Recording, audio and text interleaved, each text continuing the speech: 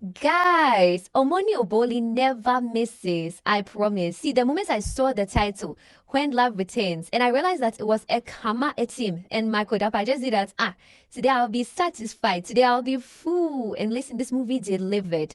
If you have not watched this yet, run, no, don't walk, run. So anyway, in this movie, Ekamma plays the role of Bola, whilst Michael plays Uzo.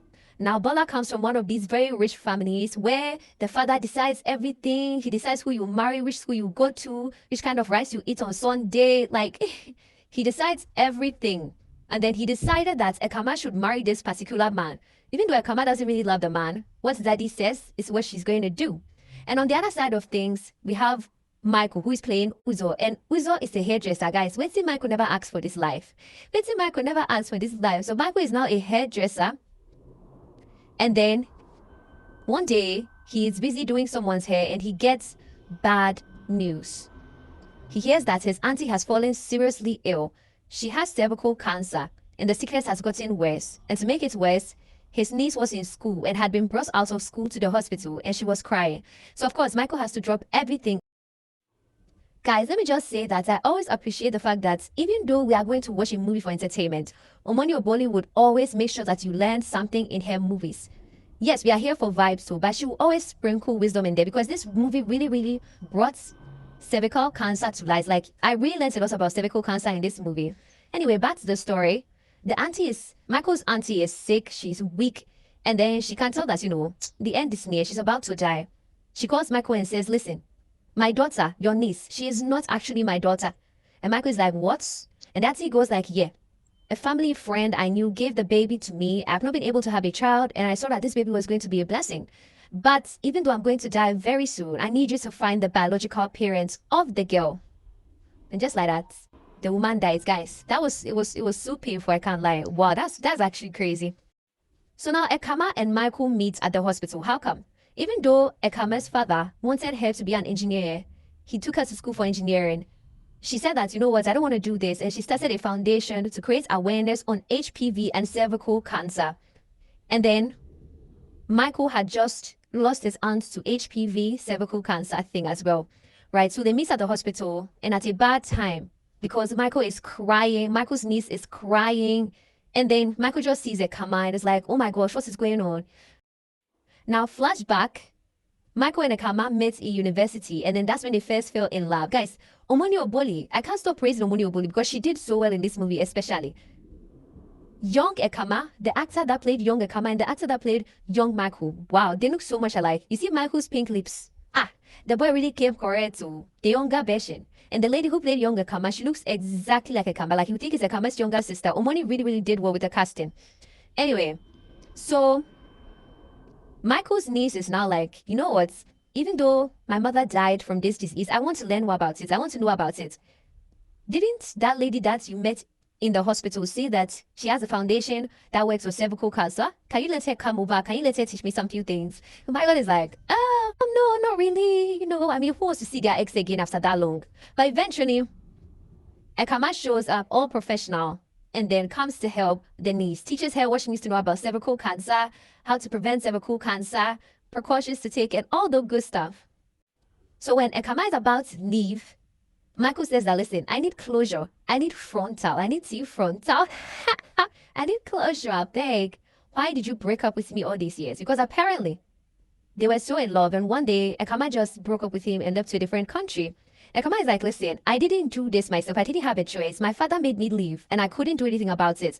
And Michael is like, oh my gosh, do you know what your father did to me? He sent men to beat me up. They locked me in prison for 3 months. Because of that, my mother had a stroke. I had to drop out of school. I couldn't finish my engineering degree. And on top of all of that, my mother died. Jesus. Pain. At this point, I was just like, what kind of bad luck relationship is this? How can you enter a relationship with a woman? And the woman would just bring all this bad luck into your life. And Michael is like, listen, you hurt me. Ekamma and Michael's niece begin to get a bit closer. Ekamma then comes over for lunch one time and then even apologizes to Michael. And then Michael is like, you know what? Are you actually happy? Like, are you in love? Even though we've broken up, like, I don't wish the worst for you. Are you in love? And Ekamma goes like, nah, she's not happy. She's not in love.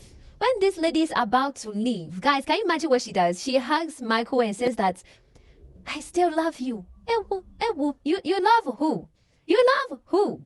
After all the trauma you put this man through, and she tries to kiss him. She tries to kiss him. Oh.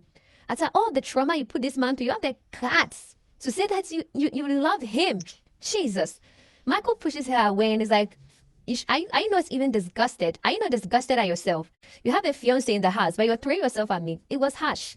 Michael, you don't have, your mouth is very, very painful. But it was necessary because if I was Michael, I would even allow such an ex into my life. Because look at all the pain you caused me. What if I allow you back into my life and your father kills me now? And your future husband beats me up? What will happen? Now wow. And he just goes back to focusing on the mission his auntie left him before she died, which is finding his niece's biological parent, right? So first of all, he found the doctor that gave his niece away in the first place. And then Michael and his friend come up with a plan to get the doctor to review some information about the person. So moving forward after all the plans, the doctor leads them to Ekamma's father. I'm like, wait. If 1 + 1 is 2 and 2 + 2 is 4, there are only 2 possible explanations. Number 1 is either Ekamma's father cheated on Ekamma's mother, and then the lady got pregnant and then they gave the baby away, or Ekamma was the one who got pregnant and they gave Ekamma's baby away. Okay. So Michael goes to Ekamma's mother, right? He finds Ekamma's mother, goes to Ekamma's mother. Mind you, all this one, he didn't know it was Ekamma's parents. He just knew that it was just a man and a woman who had given a baby away. He was looking for the mother and father of the baby. So one day he corners Ekamma's mother and is like, listen, your husband knows something about my niece's biological parents. I need to know where they are. So as they are talking, Ekamma comes into the house and Michael is like, what are you doing here? Ekamma is like, what are you doing here? Kasala Dombaste. So at this point, that's when everything is revealed. That Ekamma got pregnant before she was supposed to leave to the US after she and Michael had slept together for the first time. The parents made her have the baby to term and then pretended that the baby was dead. They said that she gave birth to a dead baby and then sacked Ekamma away to another country. So that means the baby belongs to Michael and Ekama. Hey, guys, I screamed, oh, Jesus. Imagine thinking you are raising your niece, only to find out that you are raising your actual daughter. God moves in mysterious ways. So at this point, Ekama just really wants to fix everything. She comes even to Michael's house, says, listen, I want to get to know my daughter. You know, Michael agrees. Even Ekama's parents say that, you know what, I want to get to know this girl. Can we come over? Can we come and see here? Even Ekama's father wants to see the daughter, and then they get to know the daughter, and then Michael and Ekama, So Ekamma goes like, you know what? Who tells Ekamma that, see, now we have the daughter together, I think we should actually try to work things out. I still care about you. Not even just because we have a daughter together. Like, I really, really care about you. I want us to make this work, blah, blah, blah. And they finally get back together.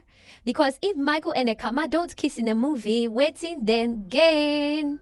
How Michael and Ekama ever end a movie that they are in together and not kiss? They can't faint now. It's not possible. So they eventually get back together and all this cute stuff happen.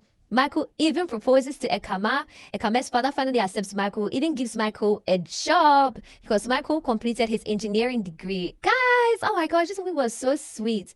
I'll give this a solid 9 out of 10. It is not straightforward reuniting with your ex kind of vibe. No. It's a very, very, very good story. Like, you know, Omoni Oboli. She doesn't write nonsense. She doesn't produce nonsense. She absolutely delivered. The actors delivered. Everyone did their role so perfectly. Amazing job done. I would 100% recommend this movie, and I would definitely rewatch this movie again. It's a solid 9 out of 10 for me. You can never ever get bored watching an Omoni Oboli production. Her ideas are so original.